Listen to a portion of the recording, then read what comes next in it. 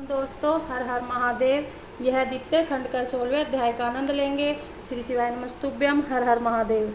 इतनी कथा सुनकर शौनकादि ऋषियों ने कहा, हे सूत जी, सती के विवाह का वृत्तांत सुनने के उपरांत नारद जी ने ब्रह्मा जी से क्या बातें पूछी, वह आप हमें बताने की कृपा करें। पौराणिक सूत जी बोले, हे ऋषियों, जब देव ऋषि नारद इतनी कथा सुन चुके तो उन्होंने ब्रह्मा जी से कहा, हे पिता, विवाह के उपरांत शिव तथा सती ने जो चरित्र किए उन्हें आप मुझसे कहने की कृपा करें। यह सुनकर ब्रह्मा जी बोले, हे नारद, एक दिन शिव जी को एकांत में बैठे हुए देखकर सती उनके पास जा पहुंची और स्तुति कर प्रशंसा करने के उपरांत बोली, हे प्रभु, आपने तीनों लोकों का कल्याण करने के निर्मित अवतार ग्रहण किया है। यह मेरा परम सौभाग्य है जो आपने मुझे अपनी पत्नी के रूप में अंगीकार किया है। हे भक्त वत्सल, मैं आपकी शरणागत हूँ।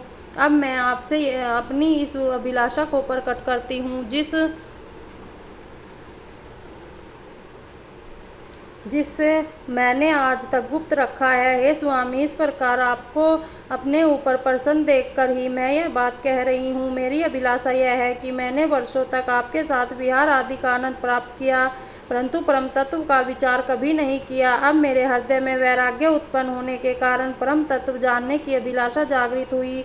अतः आप मुझे श्रेष्ठ प्रकार से ब्रह्म ज्ञान की युक्ति एवं मुक्ति का मार्ग बताने की कृपा करें। हे प्रभु, तीनों लोकों में आपके समान ज्ञानी अन्य कोई नहीं है। आप वेदों के उत्पन्न करता हैं, ब्रह्मा अनादि संपूर्ण विद्याओं के समुद्र एवं तीनों लोकों के स्वामी विष्णु तथा ब्रह्मा को भी श्रेष्ठ पद प्रदान करने वाले हैं। शेष जी दिन रात आपकी महिमा का वर्णन करते हुए भी उसका पार नहीं पाते। अस्तु, आप कृपा करके मेरी मनोभिलाषा को पूर्ण करें।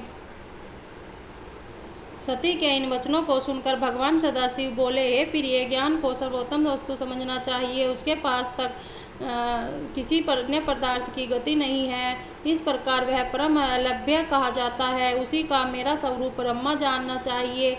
जिस तपस्या तथा आराधना का आश्रय लेकर जीवधारी पवित्र हो जाते हैं, उसे ज्ञान को पदवी समझना चाहिए। भक्ति तथा ज्ञान में कोई अंतर नहीं है। जो मनुष्य इन दोनों में अंतर देखते हैं, उन्हें दुख उठाना पड़ता है। जो लोग भक्ति के विरुद्ध वचन कहकर ज्ञान को प्रधानता देते हैं, उन्हें महान कष्ट उठाना पड़ता है।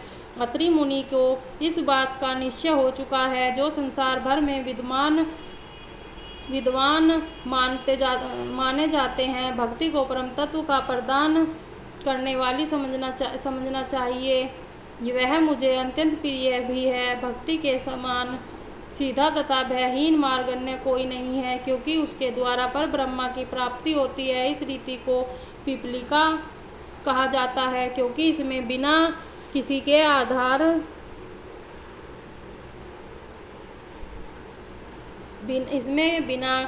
आधार के भी ब्रह्मा पर चढ़कर फल प्राप्त किया जा सकता है। इसके किसी आधार विपरीत निर्गुण के मार्ग को भीष्म कहते हैं, क्योंकि उसमें किसी वस्तु का आधार न होने के कारण अत्यंत परिश्रम तथा कष्ट भोगने के पश्चात ही फल की प्राप्ति होती है।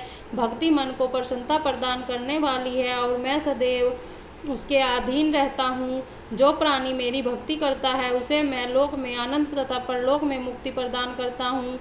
मुझे कुल तथा जाति में कोई प्रयोजन नहीं है। चारों युगों में मुझे भक्त प्रिय हैं, परंतु कलि युग में तो अपने भक्तों को अत्यंत स्नेह करता हूँ। मैं अपने भक्तों की सदैव सहायता करता हूँ और उसकी प्रसन्नता के निर्मित अनेक प्रकार के श्रेष्ठ चरित्र दिखाता हूँ।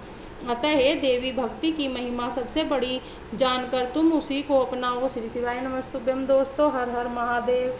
अभी हम द्वितीय खंड के 16वें अध्याय का आनंद ले रहे थे। श्री शिवाय नमस्तुभ्यम। दोस्तों, हर हर महादेव।